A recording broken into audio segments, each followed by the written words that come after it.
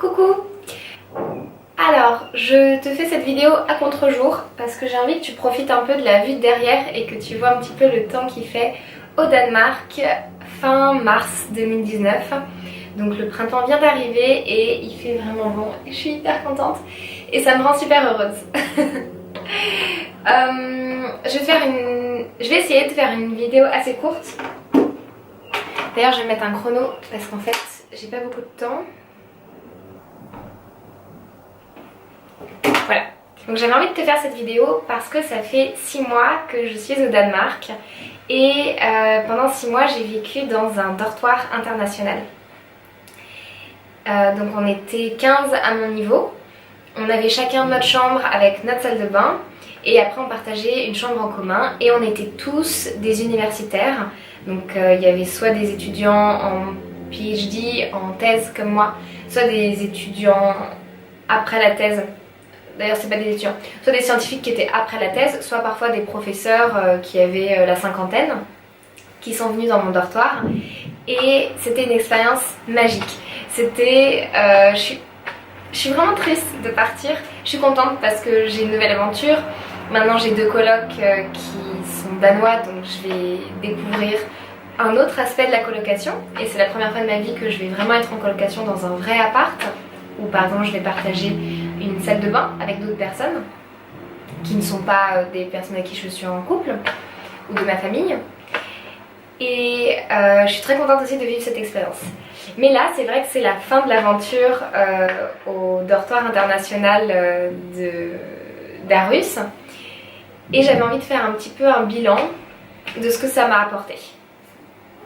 Déjà, quand je suis partie de la France, de Paris, ça faisait 25 ans que j'habitais à Paris et moi j'ai très peu voyagé.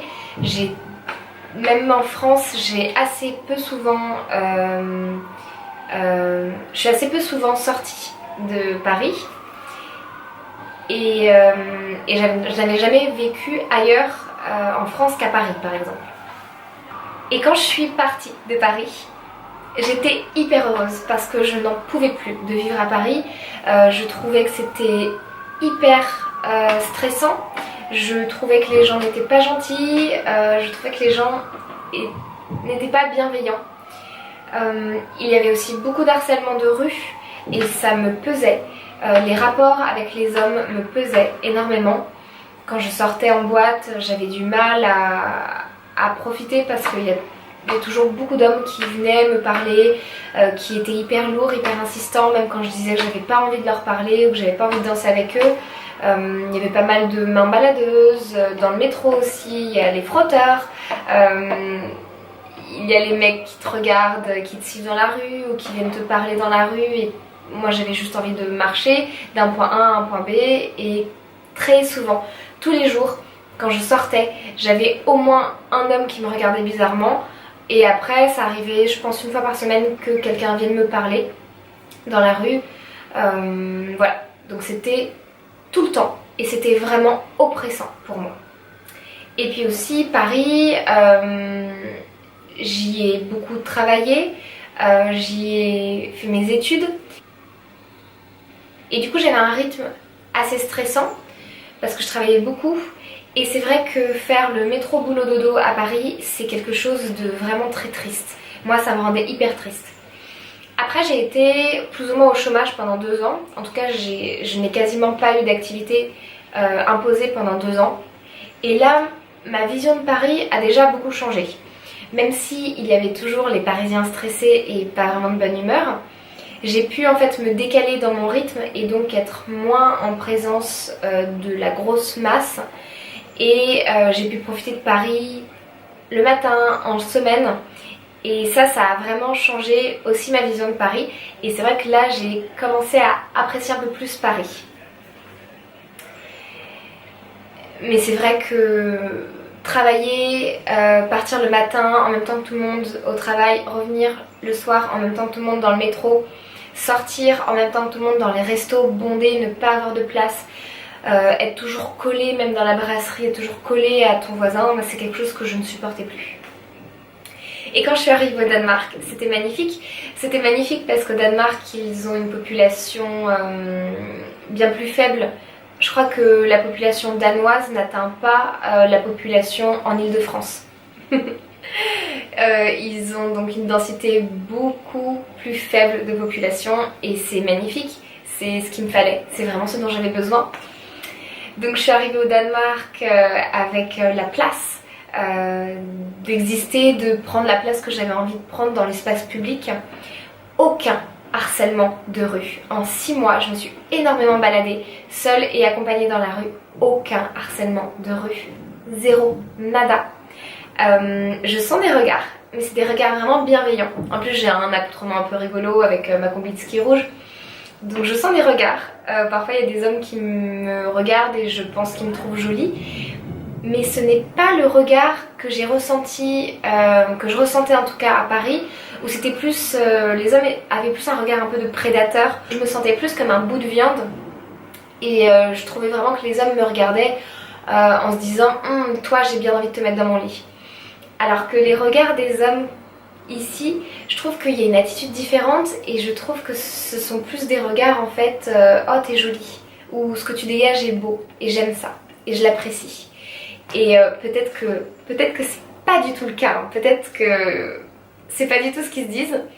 Mais moi c'est comme ça que je le ressens et ça me remplit de joie en fait. Et ça ne m'agresse plus du tout d'avoir ce genre de regard.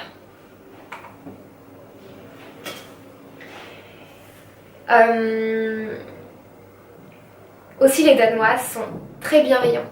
Et ici autant au niveau de l'administration, au niveau de l'université, au niveau de... dans la rue ou dans les magasins, quand j'ai besoin d'une aide, quand j'ai besoin de quelque chose, les Danois sont hyper bienveillants et je ne me suis jamais fait rembarrer. Alors qu'à Paris, les gens ne sont pas du tout bienveillants et même quand c'est leur métier de t'aider, par exemple dans l'administration, je pense aussi à la fac, les gens n'ont pas envie de t'aider. Alors je dis pas que c'est parce qu'ils sont méchants, je pense que c'est parce que les conditions, l'environnement fait qu'on est tous très stressés, on a tous beaucoup trop de charges et du coup on n'est plus disposé en fait à aider les gens. Mais il n'empêche que ici je ressens que vraiment les gens sont plus disposés à aider et ils sont même toujours contents en fait de m'apporter de l'aide et c'est génial. Et c'est génial et moi je suis une personne qui a énormément de mal à demander de l'aide et ici c'est vraiment plus facile pour moi de faire cette démarche, de demander de l'aide aux gens parce que les gens m'accueillent de manière vraiment bienveillante. Ce que j'ai énormément aussi aimé au dorm, donc au dortoir international, je crois pas que dortoir soit la bonne traduction mais je sais plus comment je peux le traduire. En anglais c'est dorm, donc c'est pour ça que je dis dortoir. Donc ce que j'ai énormément aimé au dortoir, qui n'est pas un dortoir, c'est que j'ai rencontré des personnes de plein de pays différents. Et du coup ça m'a permis de resituer un petit peu dans le contexte international ma culture française. Et comme je te disais, quand j'ai quitté Paris, je n'étais pas fière d'être française. Je n'ai jamais eu un instinct nationaliste très fort et j'étais saoulée par les Français, j'étais saoulée par les Parisiens, j'étais saoulée parce que je voyais de mon pays à la télé, je n'aimais pas les médias, les journaux télévisés par exemple français, voilà, je n'avais pas cet amour là de la France. Après 6 mois hors de France, maintenant, sincèrement, je peux te dire que j'aime la France et je suis fière d'être française. Déjà, la France bénéficie d'un rayonnement culturel énorme, vraiment énorme par rapport aux internationaux et en tant que Français, on bénéficie d'une image hyper positive, même si les gens ne sont pas dupes, les gens savent qu'on est râleurs, les gens savent les petits défauts typiques des Français à travers les clichés, c'est véhiculé à travers les clichés et les stéréotypes et franchement c'est pas faux. Et je te ferai une autre vidéo pour te parler un peu des clichés et des stéréotypes qu'ont les étrangers sur les Français. Mais clairement, on bénéficie d'une image hyper positive auprès des étrangers. Et moi, quand j'arrive et que je dis ouais, je suis française, tout de suite, et que je viens de Paris, tout de suite les gens ont les yeux qui s'ouvrent et ont des petites étoiles dans les yeux. Et en fait, je transporte avec moi ce rêve un petit peu de la France. Et c'est un atout énorme en fait dans les relations sociales, parce que tout de suite en fait les gens ont un a priori positif par rapport à ma personne, qui n'est pas du tout mérité dans le sens où je pourrais être une grosse connasse et en fait le fait d'être française ne change rien, et il y a des connards en France et il y a des gens super en France comme partout d'ailleurs dans le monde entier. C'est un peu le problème des stéréotypes. Mais il faut avouer que c'est vraiment chouette. Et c'est un peu injuste aussi, parce qu'il y a d'autres personnes qui viennent de pays où il y a des a priori plutôt négatifs, et du coup ils se trimballent un peu ces valises négatives, et du coup ils ont un effort supplémentaire à faire dans les relations sociales. Et c'est vrai que c'est pas facile, t'arrives, c'est pas ton pays, t'es un peu désorienté, tu rencontres des gens qui viennent d'autres cultures, donc il y a un temps un peu d'adaptation qui doit se mettre en place. Et je reconnais que c'est un énorme atout d'avoir bénéficié de ce stéréotype très positif. Et je reconnais que c'est vraiment injuste par rapport aux personnes qui sont des personnes magnifiques, mais qui ne bénéficient pas de ce stéréotype, voire qui bénéficient d'un stéréotype négatif de leur pays. Je trouve que c'est vraiment très injuste, mais il faut reconnaître que moi j'avais le côté positif de cette injustice, et du coup j'en ai vraiment profité. Bon, j'en ai pas profité, j'en ai pas abusé, hein, mais c'est vrai que bon, c'était comme ça. Je vais te rapprocher un peu. C'était comme ça quoi. Ou pas. Je sais pas. Je crois qu'à contre-jour j'ai une sale tête, donc c'est peut-être mieux que je te laisse loin. Bon, on va voir. Je verrai au montage. Je vais peut-être le regretter au montage. Je sais que je vais le regretter au montage. Bon allez, je te mets comme ça. Il y a vraiment une vue trop belle derrière. Hop. Je vais te mettre ici. Et qu'est-ce que je disais? Hop.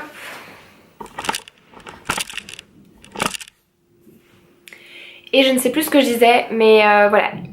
Les Français, on a vraiment un atout à l'étranger. C'est que les gens ont une très bonne image des Français et de la France. Plutôt, ont une très bonne image de la France. Ce que j'ai remarqué aussi, bon, je le savais un petit peu, mais c'est vrai que j'en ai vraiment pris conscience. J'ai vraiment pris la mesure en fait de notre richesse culturelle culinaire. Et ce que j'ai compris, c'est qu'en fait, nous, en France, on a vraiment une tradition des desserts. Et par exemple, ce que je trouve super mignon, hyper attendrissant, c'est que nous, les Français, on a un dessert pour toutes les occasions. En fait, toutes les fêtes, on a un super dessert à faire. Par exemple, à Noël, on a une bûche de Noël. Pour la Chandeleur, on a les crêpes. On a la galette des rois pour les rois mages. Alors qu'en fait, il y a des pays qui ont une tradition catholique, où ils vont fêter ce genre d'événement, mais en fait ça va être une petite fête, tu vois, et il y a un petit repas, mais il n'y a pas forcément un plat ou un dessert surtout typique de cet événement. Et nous, les Français, on a des plats, des desserts typiques pour plein d'événements, et je trouve ça super mignon, et ça m'a vachement attendri, et ça fait partie des choses qui font que j'aime énormément la culture française, et dont je m'étais pas rendu compte avant. J'aime aussi énormément mon pays. Par rapport à ce qui est en train de se passer avec les gilets jaunes, je trouve qu'au niveau international, il y a un énorme problème dans la façon dont nous fonctionnons, dont nos sociétés fonctionnent. Il y a beaucoup trop d'inégalités, de richesse, de répartition de richesse. Il y a des choses qui ne tournent pas rond. Dans la manière dont on répartit le travail. Pour moi, le plein emploi n'est pas quelque chose de possible, et je trouve ça bizarre que ça soit notre objectif politique. Ça me fait vraiment de la peine de voir qu'il y a des régions où effectivement il y a une désertification médicale. Ça me fait vraiment de la peine de me dire que les médecins, les infirmières, les instituteurs n'ont pas assez de moyens et que ça fait des années qu'ils protestent et qu'ils n'ont toujours pas assez de moyens et même qu'ils ont de moins en moins de moyens pour bien faire leur métier et qu'ils se retrouvent à faire un métier où ils le font mal parce qu'ils n'ont pas le choix, parce qu'ils sont pris en étau par des règles de l'administration et que le gouvernement fixe et par le manque de moyens. Et ça me fait vraiment mal de voir qu'on ne donne pas assez d'importance et de moyens à tout ce qui fait partie du care, du social, du soin des personnes âgées avec les scandales des EHPAD, du soin des personnes hospitalisées, du soin des personnes, des enfants à l'école, et qu'on donne énormément d'importance et énormément d'argent à toutes ces sociétés privées qui font du business, qui font de la spéculation, qui cherchent à ce qu'on consomme encore et encore, alors qu'au niveau de l'environnement, c'est pas possible qu'on continue tous comme ça à consommer autant, à jeter. Ce n'est pas respectueux en fait pour moi de l'environnement et ce n'est pas respectueux de nos vies et même des objets qu'on produit en fait. On produit des objets pour les jeter quelques mois plus tard. Et moi, ce n'est pas du tout un mode de fonctionnement qui me convient. Et il faut que ça change. Il faut vraiment que ça change. Et pour moi, les gilets jaunes, c'est justement... c'est mon ami Timothée qui disait ça et je trouve que c'est très vrai. Pour moi, les gilets jaunes, c'est la convergence des luttes. Et c'est magnifique que le peuple français ait cette endurance et cette volonté. Une fois, je pense qu'on met du temps parfois à réaliser un petit peu les problèmes, à sortir un peu de notre bulle de déni. Mais une fois qu'on a réalisé ça, je trouve que c'est magnifique l'énergie qu'on met dans la protestation pour demander à notre gouvernement que ça change. Et je suis super fière de mon pays pour ça. Alors après, je n'ai pas tout suivi avec les gilets jaunes, je sais qu'il y a quand même quelques polémiques, mais je trouve ça magnifique. Je trouve ça magnifique aussi qu'on soit dans un pays où effectivement j'en ai pris conscience au regard des autres pays, des autres cultures. Je trouve ça magnifique qu'on soit dans un pays où on puisse vraiment dire quasiment tout ce qu'on veut, même si c'est difficile parce qu'il y a quand même une grosse pression et un gros contrôle des médias. C'est quand même possible dans les médias, à la télé, aujourd'hui en France, d'avoir une opinion contestataire de l'opinion principale mainstream. C'est possible de trouver dans nos médias toutes sortes de contre-cultures et je trouve ça magnifique qu'on soit dans un pays qui permette ça. Et pour ça, j'aime énormément la France et je suis hyper heureuse d'avoir grandi dans ce pays qui m'a permis d'avoir effectivement une grande liberté d'expression et donc une grande liberté de réflexion. Il y a aussi énormément de contenu en français, notamment par Arte, que j'adore. Il y a énormément de documentaires de bonne qualité et c'est vrai que certains pays n'ont pas accès à ces documentaires de bonne qualité. On a aussi des reportages. Je pense par exemple à Cache Investigation. Même si je n'aime pas trop leur méthode, je trouve que c'est génial d'avoir des reportages qui sont diffusés à la télé où justement ça fait une forme de contre-pouvoir hyper forte, hyper intéressante et qui est diffusée de manière globale dans toute la France et pas en cachette comme dans certains pays et ça je trouve ça magnifique. Ce que j'ai aussi adoré en vivant au Dorm et en rencontrant des personnes de plein de cultures différentes, c'est que j'ai eu l'occasion de m'ouvrir à des personnes que je n'ai pas l'habitude de côtoyer parce qu'ils sont de milieux sociaux ou de cultures différents. Et j'ai pu pendant 6 mois vivre avec ces personnes. Alors, je n'ai vécu avec personne pendant 6 mois, mais il y a des personnes qui venaient pendant 1 mois, 2 mois.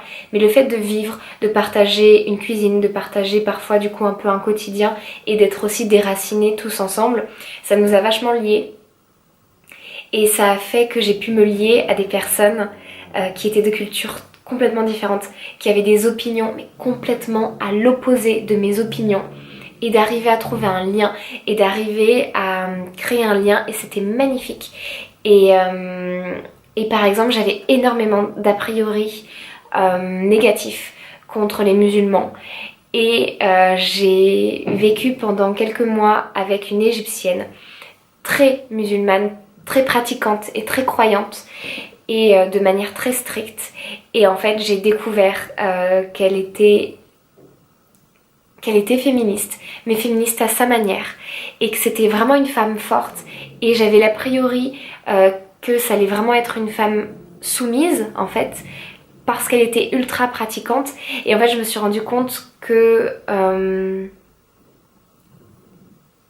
avec ses codes, dans sa culture, c'est une femme extrêmement forte et extrêmement féministe.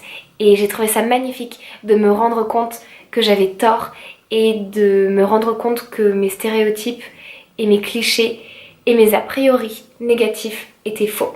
Et ça, je suis hyper contente d'avoir eu cette expérience. Pour finir et pour rebondir un petit peu sur ce que je te disais, le fait de vivre avec des personnes qui viennent de l'étranger, qui sont déracinées, qui n'ont pas leur famille, qui n'ont pas leurs amis autour d'eux, ça a fait qu'on s'est, de manière très intense et très sincère, on s'est rapprochés avec mes colocs internationaux et j'ai vécu des histoires hyper intenses, hyper rapides, où le début et la fin, où entre le début et la fin de l'histoire d'amitié ou d'amour avec ces personnes, il y a eu juste un mois ou quelques semaines. C'était magnifique, c'était hyper intense et en fait je me rends compte que j'ai vraiment besoin d'intensité dans ma vie pour me sentir vivante, en tout cas pour le moment, dans ce moment de ma vie. Et c'était magnifique. J'ai beaucoup ri, j'ai beaucoup pleuré, j'ai énormément aimé, et je me sens vraiment vivante. Et c'est vrai que je sors de 2 ans où j'étais notamment pendant 1 an en forte dépression. Et puis sur les 25 dernières années de ma vie, j'ai un peu subi ma vie et j'étais énormément... Et je faisais des dépressions chroniques tous les hivers. Je t'en ai parlé dans une autre vidéo. Et là, pendant 6 mois, de vivre de manière hyper intense, d'avoir tout le temps des nouvelles personnes, tous les mois, des nouvelles personnes qui venaient de l'étranger, qui avaient de nouvelles histoires à raconter, c'était génial. En plus, ils étaient tous universitaires, donc tous assez spécialisés dans un domaine, et on a eu des conversations hyper intéressantes parce que par exemple, je sais pas, on commençait à parler environnement, et puis du coup on avait le point de vue de biologiste, on avait le point de vue de physicien, on avait le point de vue d'économiste, on avait le point de vue de sociologue, on avait le point de vue de psychologue, et on avait des conversations qui englobaient toutes ces facettes d'un sujet, et c'était orgasmique. Au niveau du cerveau, moi j'ai eu des orgasmes du cerveau parce que les conversations étaient tellement riches, tellement diverses. Et j'aimerais vraiment maintenant me construire une famille de cœur avec des personnes qui ont des points de vue très différents. Parce que j'aime cet aspect, j'aime avoir ces conversations avec des gens qui pensent extrêmement différemment de moi et qui m'apportent ce recul et cette vision très différente de la mienne. Je trouve ça magnifique, ça me remplit de joie et ça a été le cas pendant 6 mois et c'était très intense et très beau.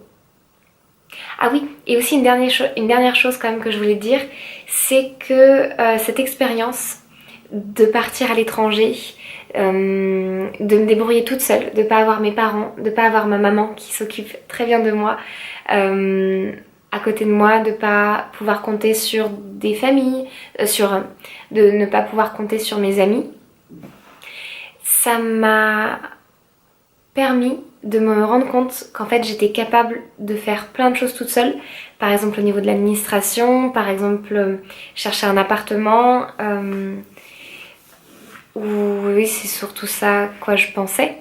Ça m'a vraiment fait du bien, ça m'a fait prendre encore plus confiance en moi et en mes capacités à me débrouiller seule.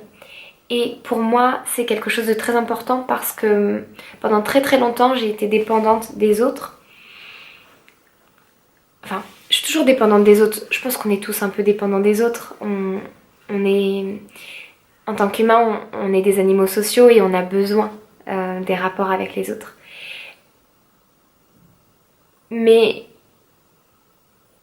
au niveau de mes besoins primaires, maintenant, je suis capable vraiment de me débrouiller toute seule. Et c'est quelque chose qui me rassure énormément. C'est quelque chose qui me fait beaucoup de bien pour mon estime personnelle. Et en plus qui me rassure énormément parce que ça veut dire que je peux me débrouiller toute seule et que si pendant un temps je n'ai personne autour de moi, ce n'est pas grave en fait. Mes besoins de base, je peux y subvenir seule. Et ça c'est quelque chose qui me remplit de bonheur et qui chasse en fait. En fait ça me remplit d'amour pour moi et ça chasse mes peurs que j'avais de pas être capable de me débrouiller toute seule. Et c'est vrai qu'en étant comme ça 6 mois au Danemark, toute seule, sans personne, c'est une super expérience parce que ça m'a montré que j'étais capable de le faire. Et en fait, franchement, c'est pas difficile, c'est vraiment pas difficile.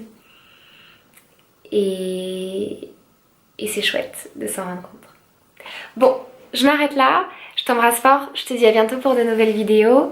Et j'espère que tu as pu profiter un peu de la vue. Attends, je vais te montrer quand même un petit peu, avant de finir la vidéo, la magnifique vue que j'ai. Parce que tu t'es tapé un contre-jour, c'est pour une raison.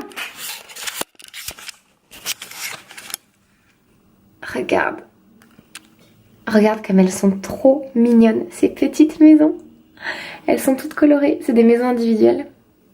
Et c'est super chouette. Ah, il y a un chien, il y a un samoyède. Il y a un petit chien. Oh oui, c'est le bébé. Ah, il est trop mignon. Regarde. C'est un bébé... Comment il a dit déjà, Samy ? Un bulldog français, je crois. Il est bébé et il est trop mignon. Et il est intrépide.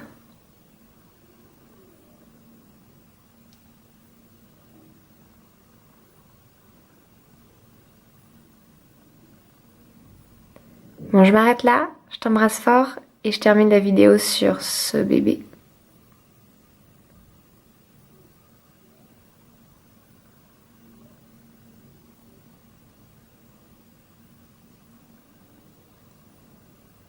J'adore les chiens, ils jouent tout le temps.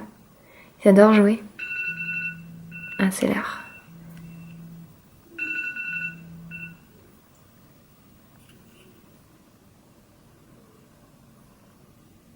Je pourrais passer des heures à les regarder jouer.